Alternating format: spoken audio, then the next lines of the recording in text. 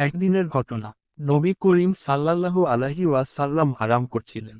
তার পবিত্র মাথার রাখা ছিল হযরত আলী রাদিয়াল্লাহু আনহু এর জানুর উপর।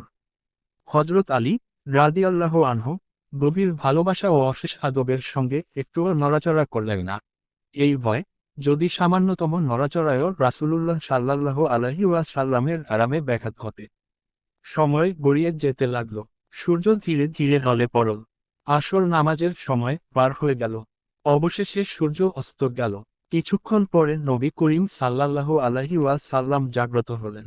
তখন হযরত আলী রাদিয়াল্লাহু আনহু বিনীত কণ্ঠে আরজ করলেন, ইয়া রাসূলুল্লাহ সাল্লাল্লাহু আলাইহি ওয়াসাল্লাম, আপনার আরামের খাতিরে আমি নড়াচড়া করিনি। কিন্তু এই কারণে আমার আসরের নামাজের সময় চলে গেছে। এই কথা শুনে নবী করিম সাল্লাল্লাহু আলাইহি ওয়াসাল্লাম আকাশের দিকে দৃষ্টি তুললেন।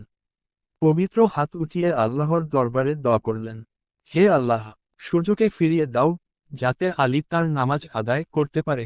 আল্লাহ তাআলার হুকুমে যে সূর্য ইতিমধ্যে অস্ত গিয়েছিল তা আবার ফিরে এলো। আকাশ ভরে গেল দিনের আলোয়। পৃথিবী আবার আলোর স্নানে উদ্ভাসিত হয়ে উঠল। হযরত আলী রাদিয়াল্লাহু আনহু প্রশান্ত চিত্তে ওযু করলেন এবং পূর্ণ মনোযোগের সঙ্গে আসরের নামাজ আদায় করলেন।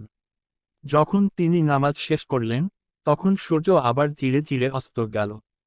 এ ছিল এক মহান মুজিজা, রাসূলুল্লাহ সাল্লাল্লাহু আলাইহি ওয়াসাল্লামের মর্যাদা, হযরত আলী রাদিয়াল্লাহু আনহু এর আদব ও আনুগত্য, এবং আল্লাহ তাআলার কুদরতের এক অপূর্ব নিদর্শন। এই ভিডিও থেকে আপনি জানতে পারবেন নবী করিম রাসূলুল্লাহ সাল্লাল্লাহু আলাইহি ওয়াসাল্লাম এর মর্যাদা, হযরত আলী রাদিয়াল্লাহু আনহু এর আদব ও ভালোবাসা, আল্লাহর কুদরতের অসীম শক্তি, ইসলামের ইতিহাসের এক বিস্ময়কর অধ্যায়। এই ঘটনা আপনার ঈমানকে আরও দৃঢ় করবে ইনশাআল্লাহ। ভিডিওটি ভালো লাগলেই লাইক দিন, প্রিয়জনদের সাথে শেয়ার করুন। ইসলামিক কন্টেন্ট পেতে চ্যানেলটি সাবস্ক্রাইবও করুন।